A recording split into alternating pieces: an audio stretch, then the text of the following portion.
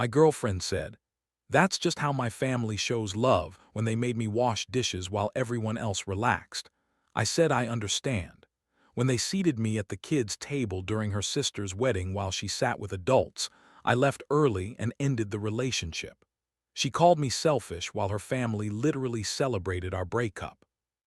I, 28 male, need to get this off my chest because what I thought was normal family dynamics turned out to be systematic disrespect that my girlfriend not only enabled but defended.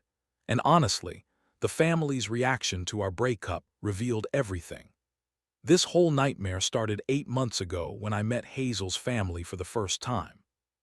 We'd been dating for 3 months and she was excited to introduce me at her mom Patricia's birthday dinner. "Just so you know, my family can be a little intense," Hazel warned me on the drive over. "But they mean well. Intense. That was an understatement. The moment we walked into Patricia's house, I was handed an apron. "Trevor, right?" Patricia said without looking up from her cooking. "Perfect timing. These dishes need washing before dinner." I looked around. Hazel's dad was watching TV. Her brother Mike was playing video games. Her sister Denise was on her phone. But I, the guest meeting the family for the first time, was assigned kitchen duty. "Mom, Trevor just got here," Hazel said half-heartedly. "Everyone contributes in this house. That's how families work." Hazel shrugged at me apologetically and joined her sister on the couch. I spent the next hour washing dishes, setting the table and serving drinks while Hazel's family relaxed. When dinner was ready, I helped serve food to everyone before sitting down myself. "Trevor, can you grab the salt from the kitchen?" Patricia asked before I'd taken a single bite. "Mom, he just sat down," Hazel said. "It's fine," I said, getting up to fetch the salt. This pattern continued throughout dinner. Every time I started eating, someone needed something from the kitchen. More drinks, extra napkins, dessert plates. By the end of the evening, I'd barely eaten while serving everyone else's needs. "Thanks for being so helpful," Hazel said on the drive home. "My family really likes you. They like having a servant." "That's not fair. My family just believes in everyone pitching in." "Everyone. Your brother didn't move from the couch all night. Mike's been working really hard lately." "I work hard too, Hazel, but I still helped with everything." "That's just how my family shows love, through acts of service." Acts of service. They showed love by making the guests do all the work while family members relaxed. The second family gathering was Patricia's monthly Sunday dinner. Same pattern, worse treatment. "Trevor, the garbage needs to go out," Patricia announced as we arrived. "The lawn could use raking," Hazel's dad added from his recliner. "And someone should clean the guest bathroom before everyone arrives," Denise chimed in. Everyone meaning me.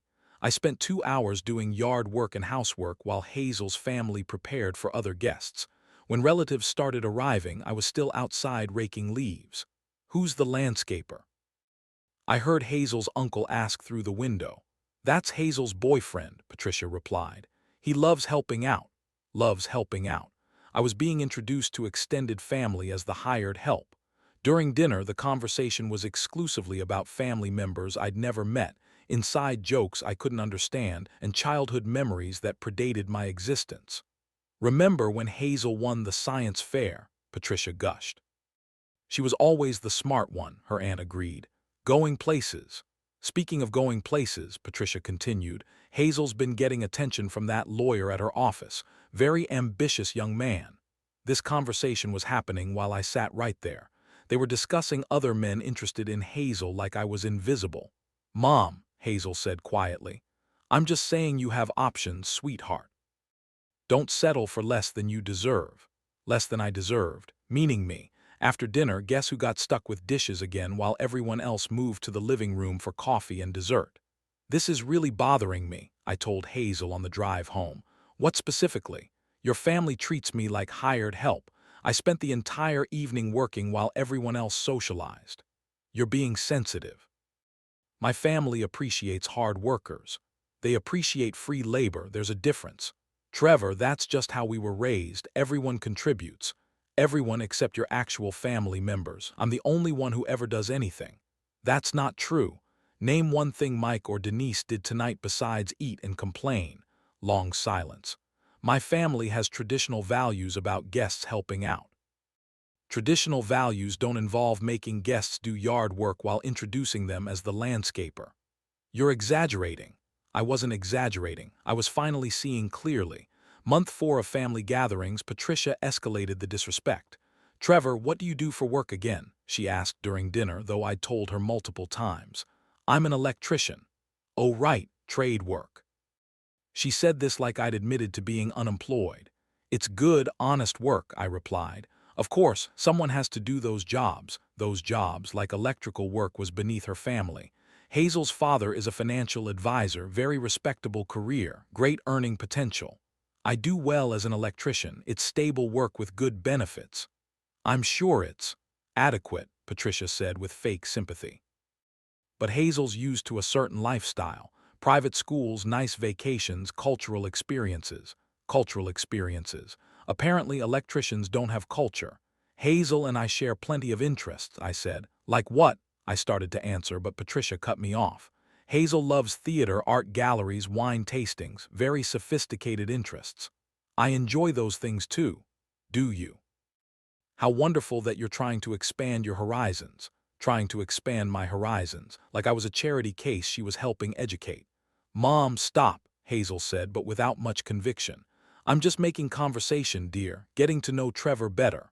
After dinner, while I was cleaning up again, I overheard Patricia talking to Hazel in the next room. Sweetheart, are you sure about this relationship? What do you mean? He seems nice enough, but is he really your caliber? You're educated, ambitious, from a good family. He's, what, a tradesman. There's nothing wrong with being an electrician. Of course not, but think about your future. Do you want to live in some small house, driving old cars, worrying about money? Trevor does fine financially. Fine isn't great, honey. You could do so much better. That lawyer I mentioned, James, he asked about you again. I'm with Trevor. For now, but don't close doors too early. Keep your options open. Keep your options open. Hazel's mother was actively encouraging her to consider other men. When I confronted Hazel about this conversation, she minimized it. My mom worries about my future. That's normal. She's trying to break us up. She's just protective. She's classist and rude. Trevor, my family comes from a different background. They have high standards. High standards that don't include treating people with basic respect. You're taking this too personally. How else should I take being insulted for my career choice? My mom doesn't mean anything by it. She meant everything by it.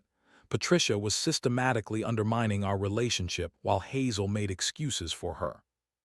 Month 6 brought Denise's engagement party. I hoped maybe this event would be different since it wasn't hosted at Patricia's house. I was wrong. Trevor, can you help move tables? Patricia asked the moment we arrived at the venue. Mom, he's a guest, Hazel protested weakly.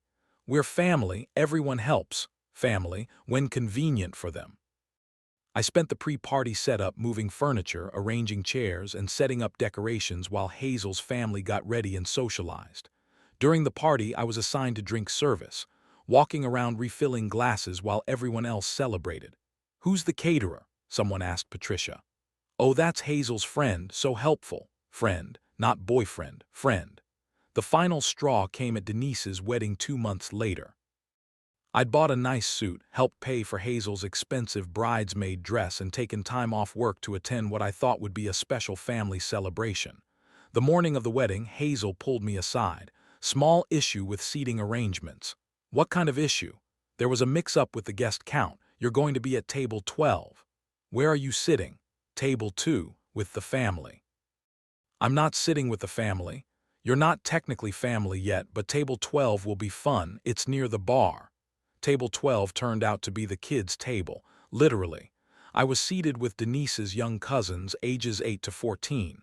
Are you the babysitter? One kid asked.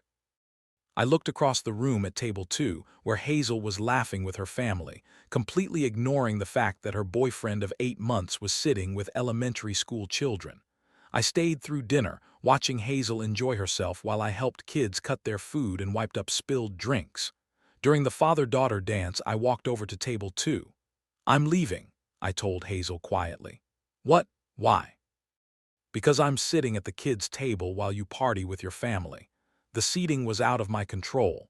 Defending me was in your control. Standing up for our relationship was in your control. You chose not to. You're being dramatic. It's just one night. It's 8 months of your family treating me like hired help while you make excuses for them. We can talk about this later. No, we can't. I'm done. I left the wedding reception and drove home. Hazel called me 3 times that night. I didn't answer. The next morning, she showed up at my apartment. You embarrassed my entire family by leaving early. I embarrassed them. They embarrassed me by seating me with children. That wasn't intentional. Everything your family does to me is intentional. The dishes, the yard work, the insults about my job, treating me like I'm invisible. You're being paranoid. I'm being observant. Your family doesn't respect me and you enable their disrespect. They're just particular about traditions. Traditional values don't include humiliating guests. She tried a different approach. Trevor, I love you. My family will come around eventually. When? After we're married and they seat me at the kids' table at our own wedding. That's not fair.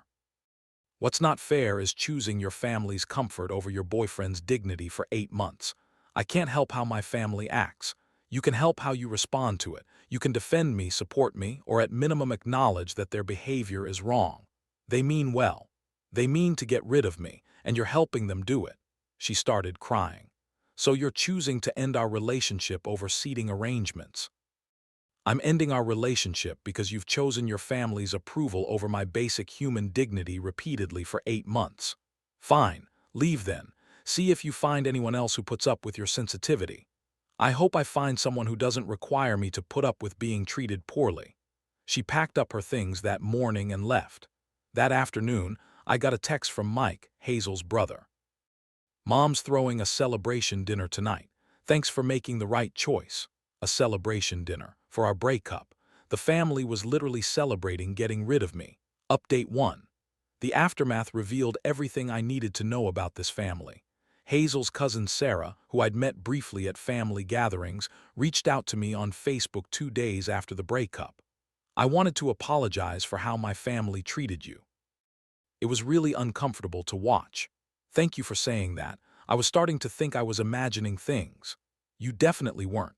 My Aunt Patricia was bragging about finally getting rid of the electrician at Sunday dinner. Bragging about it. My breakup was a family victory. She's been trying to set Hazel up with that lawyer James for months. She invited him to the wedding, hoping Hazel would notice him without you there. The wedding seating wasn't a mistake, it was strategy. I should have said something while you were dating her, but family politics are complicated. I understand. I appreciate you reaching out now. For what it's worth, most of us thought you were way too good for Hazel. She never stood up for you once. Never once. In 8 months of dating, Hazel had never defended me against her family's disrespect. Sarah shared more details about the family's behavior behind my back. Patricia used to call you the help when you weren't around. She'd joke about how convenient it was having free labor at family events. The help. That's exactly how they saw me. She told people you were temporary. That Hazel was just slumming it before finding someone appropriate. Slumming it. Dating me was considered slumming. After you left the wedding, Patricia was telling everyone that the seating arrangement was intentional, that you needed to know your place in the family hierarchy. Know my place. Below children, apparently. The more Sarah revealed, the more I realized how systemic the disrespect had been.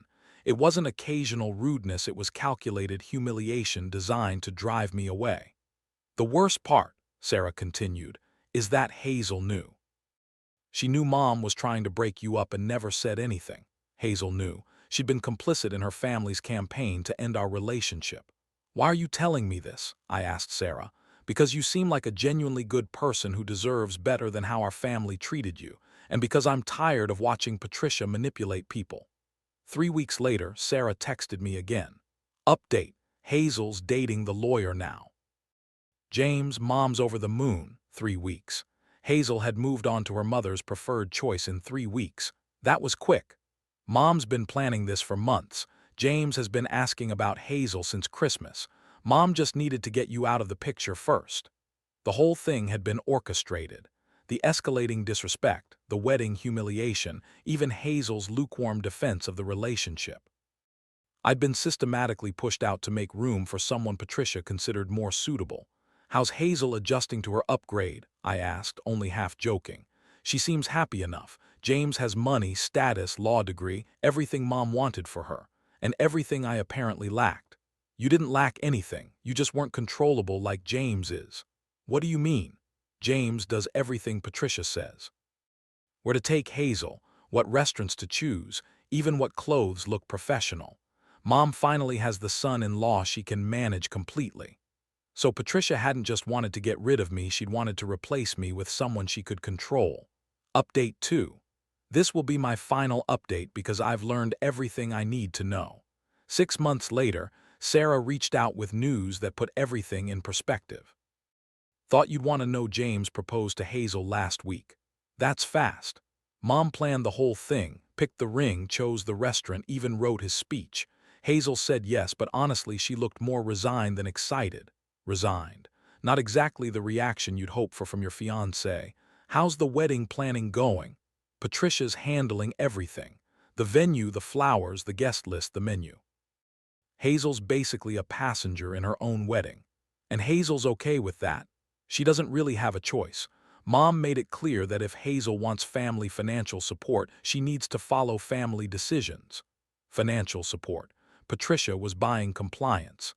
James is the same way. His family has money, but his mom controls access to it. So now both moms are planning this wedding together while the actual couple just agrees with everything. A wedding planned by controlling mothers for compliant children. That sounded like Patricia's dream scenario. Do you think Hazel's happy? I think Hazel's doing what's expected of her. Whether that makes her happy is debatable. Last month, I ran into Hazel at the grocery store. First time seeing her since our breakup. Trevor. How are you? Good, congratulations on your engagement. Thank you, she looked down at her ring. It's been quite an experience. Planning weddings usually is. Actually, I'm not doing much planning. Mom and James's mom have it handled. That must be nice, less stress for you. Yeah, less. She paused, less of a lot of things. We stood there awkwardly for a moment. Trevor, can I ask you something? Sure. Do you ever think about how things might have been different if you just adapted better to my family, adapted better, meaning tolerated more disrespect? Hazel, your family treated me like hired help for 8 months while you made excuses for them. There was no adapting to that. They were testing you to see if you really cared about me. They were humiliating me to see if they could drive me away, and they succeeded. Maybe if you'd been more patient, patient with being seated at the kids' table, patient with being called the help behind my back, patient with your mother actively trying to set you up with other men. Her face went white. You knew about that. I know about a lot of things, including the fact that your family celebrated our breakup with a dinner party. That wasn't, they were just. They were happy to get rid of me. And you let them do it. I tried to balance everyone's feelings. You chose their feelings over mine every single time. She started crying, right there in the cereal aisle. I think I made a mistake. You made a choice. James was your mother's choice, but it was still your choice. I don't know if I love him. That's not my problem anymore, Hazel. Could we ever? I mean, if things were different. Things aren't different. Your family still thinks I'm beneath you. You still prioritize their approval over everything else, and I still deserve better than that. I walked away, leaving her crying in the grocery store. Looking back, I learned several important lessons. First, when someone's family treats you poorly, pay attention to how your partner responds. If they make excuses instead of defending you, that tells you everything about their priorities. Second, respect is non-negotiable. No relationship is worth accepting systematic humiliation. Third, family dynamics that seem quirky or traditional often hide deeper issues of control and manipulation. Most importantly, I learned that I deserve someone who sees me as an equal partner, not a test subject for family approval. My new girlfriend Lisa comes from a family that welcomed me immediately. Her parents ask about my work with genuine interest, include me in conversations, and treat me like family from day one. How do your parents show love? I asked Lisa early in our relationship. Through kindness, inclusion, and respect, she said. How else would you show love? How else, indeed? Sometimes the family that claims to be testing whether you're good enough is actually revealing whether they're good enough for you. In my case, they weren't. Have you ever dealt with a partner's family who treated you poorly? What's the worst family gathering experience you've had? Share below, and if you want more stories about navigating difficult in-laws and family dynamics, hit that subscribe button. What would you do if your partner's family consistently disrespected you? How important is family acceptance in a relationship? Let me know in the comments.